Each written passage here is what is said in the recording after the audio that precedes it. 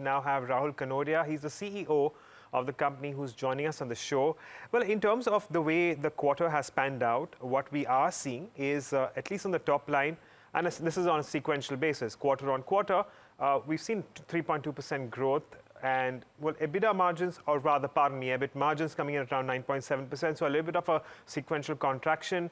And on account of that, we've seen a near 4% decline on the bottom line. But going forward, how can we expect things to pan out? Rahul, good morning. Thanks for taking the time out. Firstly, your assessment of, while we have seen sequential growth coming in, there is also contraction in operating margins. Can you tell us about the factors that you attribute to this quarter? Sure. The growth essentially came from a new logo acquisition. We acquired about 12 new logos this quarter, and really that's what's spurring it. The margin contraction came because there was a contraction in actually the volume business that we have, which is we do a lot of BPO tax processing, and those volumes unexpectedly reduced, not because of our thing, but the customer's volumes itself reduced. So when the customer's volume reduced, so does ours. And that's what impacted the margin mostly. Next, we tend to have a spike in Q4, and I think we will be able to claw back some of the margin reduction that we saw.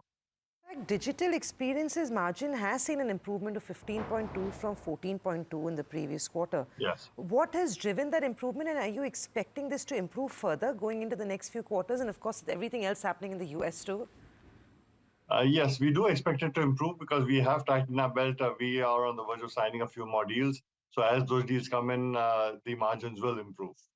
The US, sorry, right. Go ahead. So Kanodia, in fact, that's what I want to talk to you about. Can you elaborate on the demand across different industries? So across BFSI, tech, and consulting, which make up significant portion of the revenue, and where are you seeing growth coming in? Because with the cut in corporate taxes by the US government in anticipation, I would assume BFSI will spend more.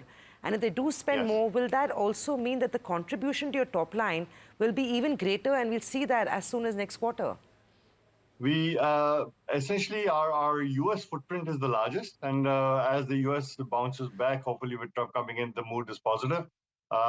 We do expect an uptake in the demand. So as the revenues grow, the margins will also improve. I don't see any specific sectorial or industry-centric differentiation. Across the board, it's pretty much similar. It's more about the mood of the market. You know, going forward, I also want to understand the kind of growth momentum when we can expect when it comes to US and BFSI, because what we understand is that a lot of clients were a little bit more hesitant. They didn't want to take any decisions until the outcome of the US elections. Now that that is behind us, do you think that there could potentially be, you know, a little bit of an acceleration in decision making?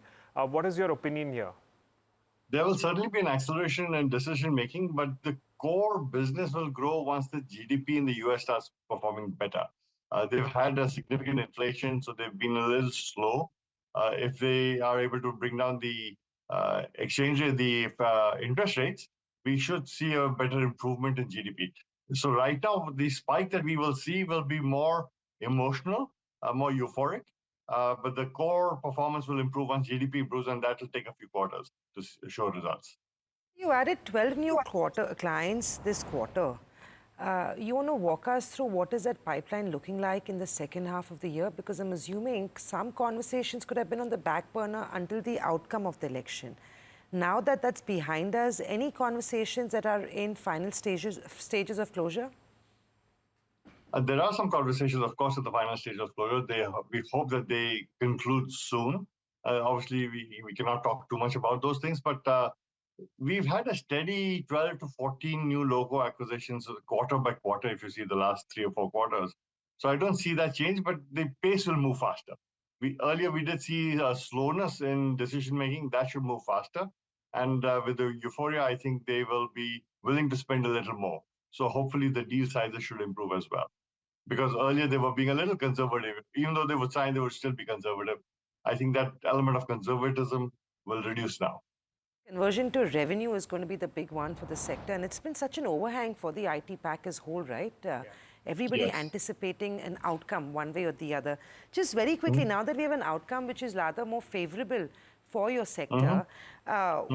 What are you sort of looking at in terms of guidance? Would you like to revise your guidance upward because of what we've seen happen late last night? No, as I said it's right now more euphoric.